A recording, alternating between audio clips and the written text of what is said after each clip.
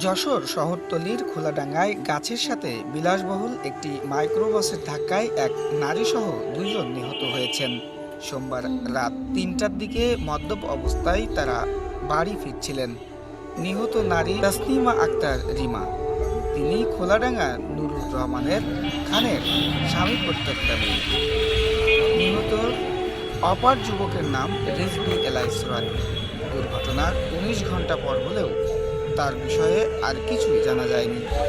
এই ঘটনায় আহত হয়ে যশোর জেনারেল হাসপাতালে ভর্তি আছেন স্নেহা নামের এক কিশোরী। তিনি খুলনা সোনাডাঙ্গার গোল্লামারি হালিমা রশিদের মেয়ে। খুলনা মেডিকেলে ভর্তি গাড়ি চালক জয়নুল আবেদিন যশোর সদরের দত্তপাড়া গ্রামের বাসিন্দা। বেরেন্দা গ্রামের জমি ব্যবসায়ী মাসুদ রানার গাড়ি চালাতেন। দুর্ঘটনা কবলিত বিলাসবহুল গাড়ি নম্বর যশোর ক ১১০০৩।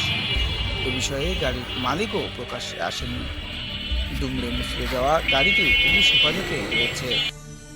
নিহত তাসমিনা আক্তার রিমার পরিবারকে সন্ধ্যা ৬:৩০টার দিকে খুঁজে বের করে কোতোয়ালি থানা পুলিশ।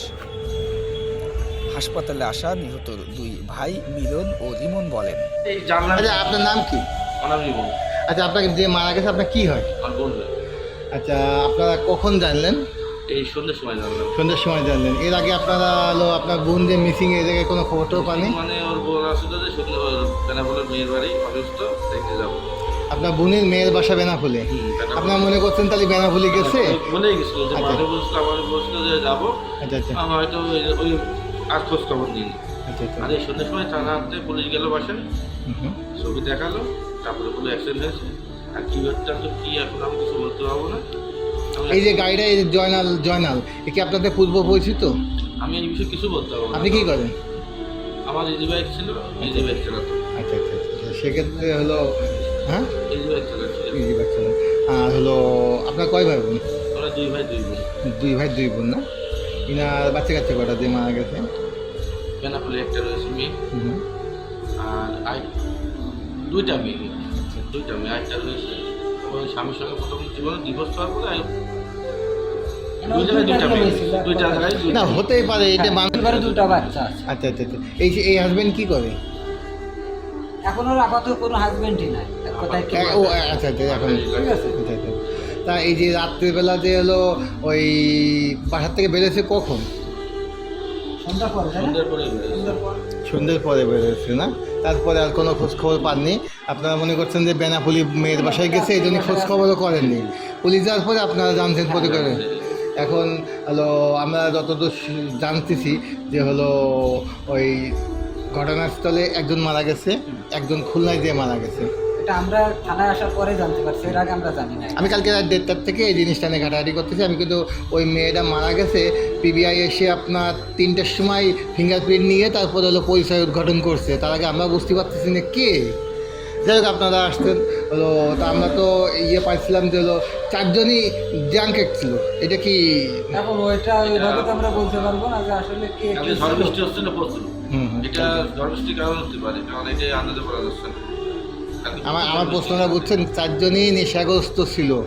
স্বাভাবিক হইতেও পারে, শখে হতেও পারে, তো অনেকে অনেক সঠিক টাকা ব্যক্তিকে বলতে হবে। হয়তো শখ করে খাইতেই পারে, স্বাভাবিক। আচ্ছা, ওইভাবে খেয়ে একটা অ্যাক্সিডেন্ট তো আর অন্য একটা বিষয়। আচ্ছা আচ্ছা এখন আমরা ওইভাবে বলতে পারবো না যে খাইছিল কি না, আচ্ছা আচ্ছা আচ্ছা। এটা যদি খেতে গেলে সব করে হলেও হতে পারে। হলেও হতে পারে। আচ্ছা আচ্ছা। বিস্তারিত বলতে পারবো না যে খাইছিল বা খাইনি। এরকম কি আগেও হয়েছে? এখনকার যুগে হয়। অনেকে অনেক কিছু খায়, স্বাভাবিক। হুম হুম হুম হুম। এরকম আগেও হয়েছে না? সব শখের বিষয় খাইতেই পারে, ঈদেও আচ্ছা। খায়, চাঁদ রাত্রেও খায়, আচ্ছা, আচ্ছা, আচ্ছা। স্বাভাবিক একটা আচ্ছা, বিষয়। এখন কত আছে কি গুন্ডা যে মারা গেছে, আর কি সেটাই। বলবো, এই বিষয়ে আমি আর বলতে পারছি না। আপনি যদি ভিডিও করছেন করেন, কিন্তু ওই না, আমাকে ভিডিও যাই তো, আপনি যে কথাটা বলবেন আমরা সেটাই দেবো। কিন্তু আমরা যে খবর পাইছি এই ব্যাপারে আপনারা যখন ভাই, আপনাদের কাছে তো জিজ্ঞেস করবো, আর কার কাছে জিজ্ঞেস করবো? ঠিক আছে, যা বলেছেন ঠিক আছে, সমস্যা নেই।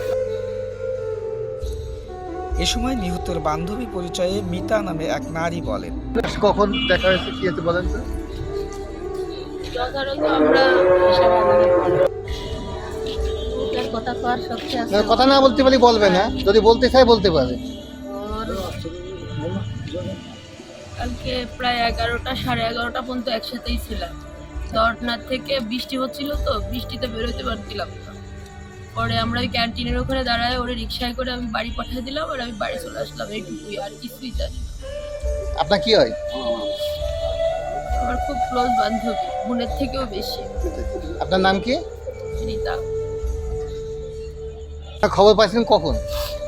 আমরা খবর তো আমি পালাম একটু আগে খবর পাইছি। আমার বন্ধু বলতেছে যে এরকম ডিমাম মারা গেছে। আমি তো অবাক, আমি তো বাসায় ছিলাম।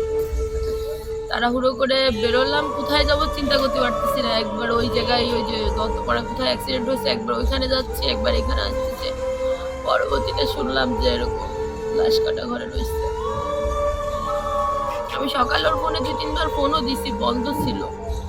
খবর পাইছি কিছুক্ষণ আগে, সন্ধ্যার দিকে।